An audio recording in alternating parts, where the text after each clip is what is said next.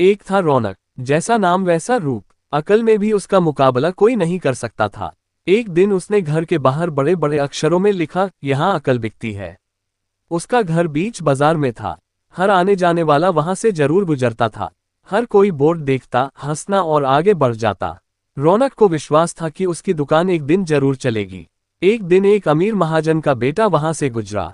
दुकान देखकर उससे रहा नहीं गया। उसने अंदर जाकर रौनक से पूछा, यहाँ कैसी अकल मिलती है और उसकी कीमत क्या है? उद्धरण, उसने कहा, यह इस बात पर निर्भर करता है कि तुम इस पर कितना पैसा खर्च कर सकते हो। गंपू ने जेब से 1 रुपया निकालकर पूछा, इस रुपए के बदले कौन सी अकल मिलेगी और कितनी? भाई, 1 रुपए की अकल से तुम 1 लाख रुपया बचा सकते हो। गंपू ने 1 रुपया दे दिया। बदले में रौनक ने एक कागज पर लिख कर दिया, जहां दो आदमी लड़ झगड़ रहे हो वहां खड़े रहना बेवकूफी है। गंपू घर पहुंचा और उसने अपने पिता को कागज दिखाया। कंजूस पिता ने कागज पढ़ा तो वह गुस्से से आग बबूला हो गया। गंपू को कोसते हुए वह पहुंचा अकल की दुकान। कागज की पर्ची रौनक के सामने फेंकते हुए चिल्लाया, वह रुपया लौटा दो जो मेरे बेटे ने तुम्हें दिया था। रौनक ने कहा, ठीक है, लौटा देता हूं, लेकिन शर्त यह है कि तुम्हारा बेटा मेरी सलाह पर कभी अमल नहीं करेगा। कंजूस महाजन के वादा करने पर रौनक ने रुपया वापस कर दिया। उस नगर के राजा की 2 रानियां थीं। एक दिन राजा अपनी रानियों के साथ जौहरी बाजार से गुजरा। दोनों रानियों को हीरो का एक हार पसंद आ गया। दोनों ने सोचा, महल पहुंचकर अपनी दासी को भेजकर हार मंगवा लेंगी। संयोग से दोनों दासियां एक ही समय पर हार लेने पहुंची। बड़ी रानी की दासी बोली, मैं बड़ी रानी की सेवा करती हूं इसलिए हार मैं लेकर जाऊंगी। दूसरी बोली, पर राजा तो छोटी रानी को ज्यादा प्यार करते हैं, इसलिए हार पर मेरा हक है। गंपू उसी दुकान के पास खड़ा था। उसने दासियों को लड़ते हुए देखा।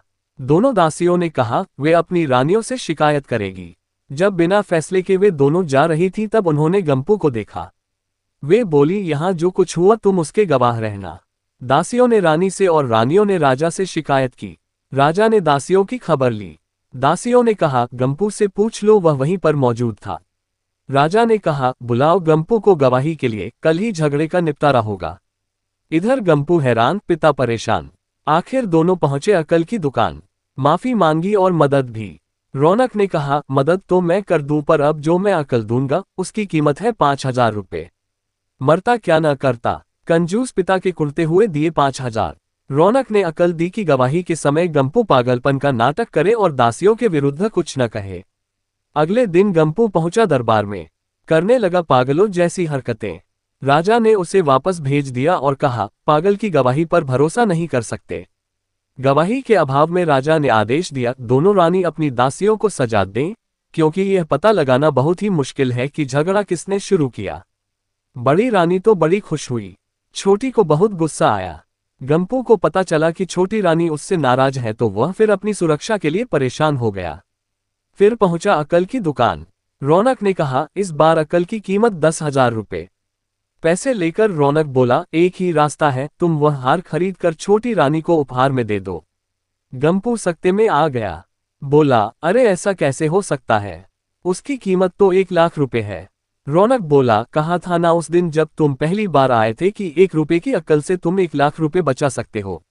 इधर गंपू को हार खरीद कर भेंट करना पड़ा, उधर अकल की दुकान चल निकली।